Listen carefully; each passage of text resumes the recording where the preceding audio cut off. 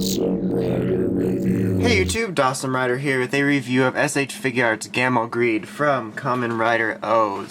So like always, let's go ahead and get started and take a look at the packaging.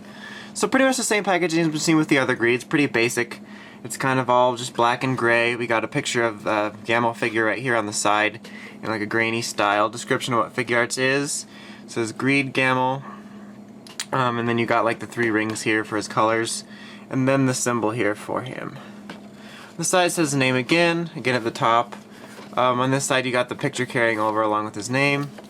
On the back it shows off the figure and poses you can put him in. He's like Mezulu and stuff. And then you know, the 3 rings showing some other poses and stuff he comes with. And then the bottom is just the numbers. So pretty bland packaging. As for what he comes with, he only comes with 2 sets of hands. The hands that are on him when you get him, which are fists. And then these splayed open, just kind of relaxed hands.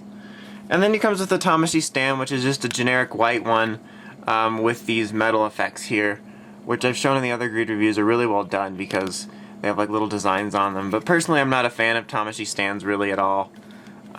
They always break on me and they don't really work, and they just take up too much space. But for those that like it, it's nice that they include it. So here we have the figure, and let me say, this is a really fantastic sculpt. They did a really great job in showing off all the details on this figure. The head sculpt is very well done, as you can see. Great job on it. All the little details carved in here. And then like he's really got like this big, kind of, he's just a generally big figure and a big character, so really great job showing off the designs here on his chest. For those of you that don't know, Gamel is a creature that is combined of a rhino and a gorilla and an elephant. So he's very unique. And then you got his big broad shoulders here, which create a lot of area for him, and they look really good. And then his greed belt here, which has got like a compound yellow going on. His arms, very well done. Especially this one, all the details in this arm sculpt are really well done with all like the, I don't know, it just looks really good. And then you got like the tusks going on here, looks like tusk cannons. And then his legs here have these giant, like almost gauntlet-like things wrapping around him. But very, very well detailed, as you can see. They did a really great job. This is actually probably my favorite of the 4 Greeds that I have, because his details are just great. Like, OOO is my favorite of the Greeds generally, but his details are just fantastic. It's too bad some people think that this is just his fat form. So anyway, articulation-wise, he's still got a nice 360 ball joint here. On his arm. It is slightly hindered by his shoulder pads here, but they do move up and down. But there's no way, I mean, like, it's just not as great as other ones just because of the amount of bulk.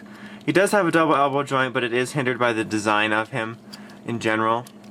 And then he's got the swiveling action here on his waist, and then probably a joint up here, but because this is all one solid piece, you can't get the movement. And because of this piece here, and then like this piece, you don't get as much movement here. 360 ball joint here on his leg, and the swiveling like usual, and a double knee joint, but it's all hindered by these. I mean, like with these, they can move out, but they just don't allow for quite as much movement as other figures. And then of course you got a nice ball joint on his leg, and the toe action. So, oh, and then his foot snaps off. That's great. Like, it's still as articulated as other Figuarts. It's just because of his design, he's a lot more hindered, which I can't really fault him. It's not as if I wanted to get him in some crazy kung fu poses or anything like that anyway. So it's fine. I mean, it's not really a knock against the figure. That being said, with his joints, none of them are really loose. I mean, they're not like super tight Figuart joints, but none of them are loose. Problems like I had with Kazari and Uva, so that's a plus. Overall, I really like this figure. I really love the Greed designs in general, and Gamel's was always one of my favorites, and they just did a really great job on this. Like, his articulation is kind of hindered, and I hear you actually can't use that Tamashii stage properly, but he's a really fantastic looking figure. I mean, the sculpt and the details on him are just great, so he's just a really nice looking figure. It's almost as if he should have been a Figuart Zero, but I'm glad he's articulated so you can at least get some poses out of him.